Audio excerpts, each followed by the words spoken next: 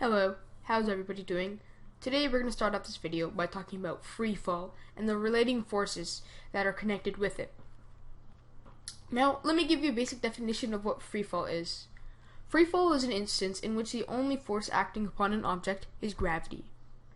And as we know, gravity is 9.8 meters per second squared, and therefore all objects, in theory, will land on the ground at the same time.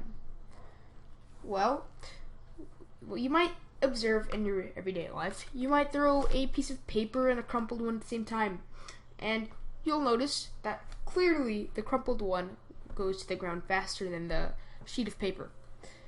Well, why is this happening? Isn't the only force acting upon this free fall, and therefore it should go at the same time, 9.8 meters per second squared?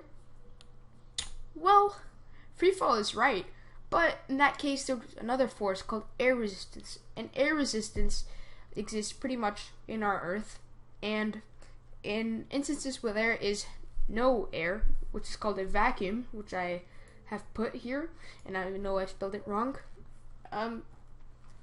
then mass has no effect on the overall speed of a falling object. Well, let me tell you a bit of what air resistance is. Air resistance is a force that acts upward.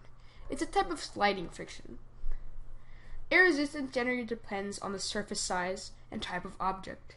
For instance, a feather or a huge rock.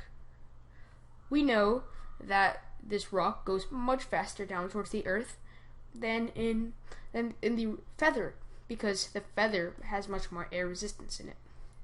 And yes, the rock does have air resistance, but the air resistance isn't just as significant as it is in the feather.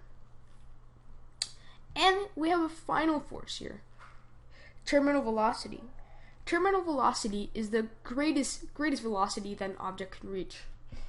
The air resistance, when the air resistance is equal to the force of gravity, no more acceleration can occur, and that's when you reach your terminal velocity.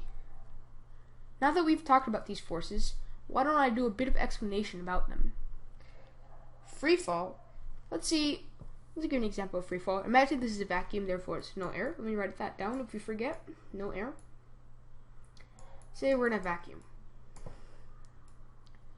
We have this pebble. We have a pebble, and we have a rocket. Envision this as a rocket. And in theory, because this is a vacuum, according to this principle of free fall, these are each going to land at the same time towards here, since they're all going at this magical velocity at 9.8 meters per second squared downward, right? But an air resistance, let's see where this might take place. Feather, and say, not a rock, but a backpack. I have one next to me. A backpack. This is not a backpack. Bag. Well, we already know it's gonna drop first. This is going to reach the ground farther because this reaches its terminal velocity according to air resistance much faster than this rock does. An interesting story. Remember or heard of the word Galileo? Galileo was an Italian man who contradicted Aristotle's law that objects with different masses will fall at different times. Galileo performed an experiment on the top of the Leaning Tower of Pisa and figured out that he was in fact wrong, and this shocked the world and ultimately led to his death by the Catholic Inquisition. See you in the next one.